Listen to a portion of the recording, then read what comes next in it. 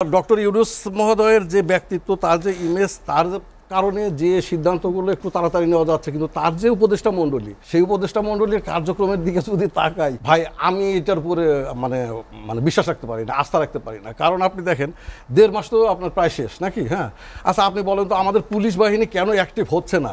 এই বিষয়টা নিয়ে কি আমাদের স্বরাষ্ট্র মন্ত্রণালয় বা স্বরাষ্ট্রমন্ত্রী মহোদয় কখনো এর ভিতরে কারণটা কি কখনো চিন্তা? খালি বলতেছে ট্রমা।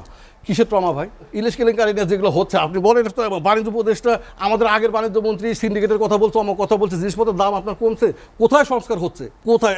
একটা তো দৃশ্যমান সংস্কার তো আপনার মানুষের চোখে পড়ছে। মানুষ কি মাত্র একটা শিশু, সে হাঁটতে শুরু করছে, তাকে তো দাঁড়ানোর সুযোগ দিতে হবে। 1 মাস 1.5 মাসে ইভ্যালুয়েশন করে একটা সরকারকে আমরা বিবেচনা আনতে পারি না। প্রকৌশলী আজিজ মিসির সেলিম, আপনার কাছে যেতে চাই, যেটি আতিক ভাই বলছিলেন যে শুধুমাত্র নির্বাচন, অবাধ সুষ্ঠু নিরপেক্ষ নির্বাচন অনুষ্ঠান আয়োজনের ক্ষেত্রে যেসব সংস্কার কাজ দরকার, পদক্ষেপ নেওয়া দরকার, সেগুলো নিয়ে আসা দরকার, নাকি সত্যিকারের একটি পরিবর্তন মানুষ চায় 5 আগস্টের পরে যে ছাত্র জনতার যে আকাঙ্ক্ষা, সেইখানেই কাজ করা? আপনি যদি আমি ধন্যবাদ জানাই আপনাকে, এসএটিভিকে আর আলোচক দুই ভাইকে। আমরা যদি আন্দোলন এবং গণ অভ্যুত্থান বা আপনি মানে যেটাই বলেন না কেন, আমরা যে রক্ত বিনিময়ে যে জিনিসটা অর্জন করছি, এটাকে যদি আমরা বিবেচনায় নেই, তাহলে কিন্তু শুধুমাত্র একটা নির্বাচন অনুষ্ঠান করাটা আমার মনে হয় না যে আমাদের লক্ষ্য ছিল। ঠিক আছে, আমাদের লক্ষ্যটা ছিল একটা দেশের সংস্কার বা টোটাল আর্থসামাজিক একটা সংস্কার। ঠিক আছে, আমাদের মানসিকতারও যে একটা পরিবর্তন দরকার, সেটাও তার মধ্যে আপনার।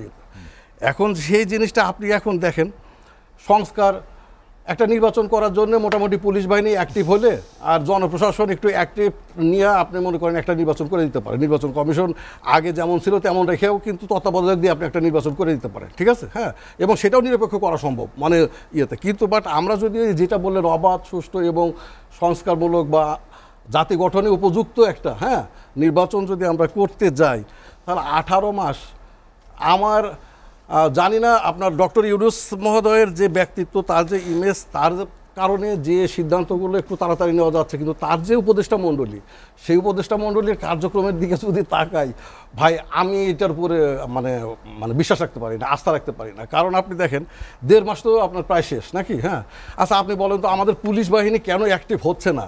এই বিষয়টা নিয়ে কি আমাদের স্বরাষ্ট্র মন্ত্রণালয় বা স্বরাষ্ট্রমন্ত্রী মহোদয় কখনো এর ভিতরে কারণটা কি কখনো চিন্তা? খালি বলতেছে ট্রমা। কিসের ট্রমা ভাই? আপনি দেখেন একটা পুলিশকে আমি সেদিন আপনার পুলিশের সাথে কথা হলো যে ভাই দেখেন, আগে আমরা আসামি ধরতে গেছি, গাড়ি ভাড়া করছি, এই সব কিছু আমাকে ট্রান্সফার করে দিল, আমাকে যে হাজিরা দিতে হয় কোর্টে, আমি যে কোর্টটা যে কেসগুলোর সাথে যুক্ত, আমাকে তো চিরাঙে ট্রান্সফার করছে, সেখান থেকে আসতে হয়, আসে আবার সেখানে হাজিরা দিয়ে আবার যাইতে হয়। এই ট্রান্সপোর্ট বিলগুলো আমি জনগণ থেকে সংগ্রহ করছি, ক্লিয়ার কাট কথা। ঠিক আছে, আমাকে গত 7-8 বলে যে আমাদের এইগুলা পারপাসে কোনো টাকাই দেওয়া হতো না। ঠিক আছে, এখন কথা হচ্ছে, এখন তো আমি জনগণের কাছ থেকে টাকা নিতে পারতেছি না, আমি যে কাজটা করতে যাব, আমার এই বিলগুলো কে দেবে? আমি যদি আমার এই বেতন থেকে যদি আমি এই কাজগুলো করতে যাই ভাই, তাহলে আমার বউ বাচ্চা আপনার কি আপনার খাবে? কথাগুলো কি যৌক্তিক কিনা? যে বেতনটা সে পায়, সেই বেতন থেকে যদি তাকে গাড়ি ভাড়া করতে হয়, তাকে যদি এই কেসের ইয়েগুলো করতে হয়, মনে করেন যে এই যাতায়াতের টাকাগুলো যদি দিতে হয়, আপনি চিন্তা করে দেখেন, এই সরকার আসার পরে ডক্টর ইউনূস মহোদয় না সে না, আমার কথা হচ্ছে যে এখনো তো সেগুলো নিয়ে স্বরাষ্ট্রমন্ত্রী মহোদয় কিছুই আপনার কোনো উদ্যোগ, একটি কমিশন গঠন করা হয়েছে, কমিশন গঠন করা। তাহলে কমিশন যদি আপনার 3 মাস, আচ্ছা বলেন 3 মাসের ডিসেম্বর পর্যন্ত সে আপনার এগুলা যদি বের করে নিয়ে আসে, ডিসেম্বরে নিয়ে এসে এই যে ভাইদের মতো লোকজনে ডেকে নিয়ে বসে আরও 6 মাস লাগবে এগুলো নিয়ে কথাবার্তা বলতে, তা 18 মাসের মধ্যে কী হবে আপনার মনে করেন? বলেন আপনি। আমি তো আপনার বলতে চাচ্ছি এইটাই।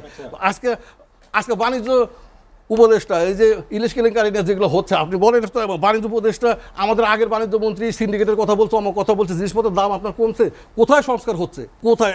একটা তো দৃশ্যমান সংস্কার তো আপনার মানুষের চোখে পড়ছে। সময় দিতে হবে, তারা তো শুরু করেছে কাজ। মানুষ কি মাত্র একটা শিশু, সে হাঁটতে শুরু করছে, তাকে তো দাঁড়ানোর সুযোগ দিতে হবে। 1 মাস 1.5 মাসে ইভ্যালুয়েশন করে একটা সরকারকে আমরা বিবেচনা আনতে পারি না। আর 15 বছর 16 বছর বিগত সরকারের এই জঞ্জাল, এই ভূমিকম্পে বিধ্বস্ত একটি দেশকে আবার অর্থনৈতিকভাবে জাগাইতে সময় লাগবে। এখানে বিষয়টা মূল কথা হচ্ছে যে মানুষের যেটা ফান্ডামেন্টাল রাইট, সরি আপনার সময়টা আমি দিচ্ছি, ফান্ডামেন্টাল রাইটটা যেটা ভাই যেটা বলতেছিল এটা না না এটা ঠিক আছে, কারণ এই ওই fundamental বিগত right সরকারের কারণেই তো এগুলো সেখানে হয়েছে। আমাদের অনেক প্রশ্ন ভাই যে আমরা সামনের নির্বাচনে কি পরে কি তত্ত্বাবধায়ক সরকার থাকবে কিনা, তার মাধ্যমে নির্বাচনটা, কারণ দলীয় সরকারের অধীনে কখনো নির্বাচন সুষ্ঠু হয় না। দুই হচ্ছে যে সংবিধান সংশোধন করা প্রয়োজন, সেই ক্ষেত্রে কি করলে ভালো হবে এটারও একটা সুরাহা।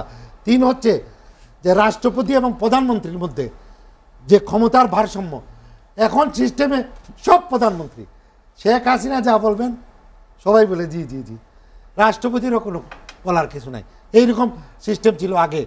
তো এইটাকে আমাদের জনবান্ধব করে আনতে হবে, সেই জন্য সংস্কারটা করা প্রয়োজন, রাজনৈতিক দলকে নিয়ে এবং রাজনৈতিক দলের সাথে আলোচনা করতে হবে, অবশ্যই অবশ্যই তাদের সাথে আলোচনা করতে হবে।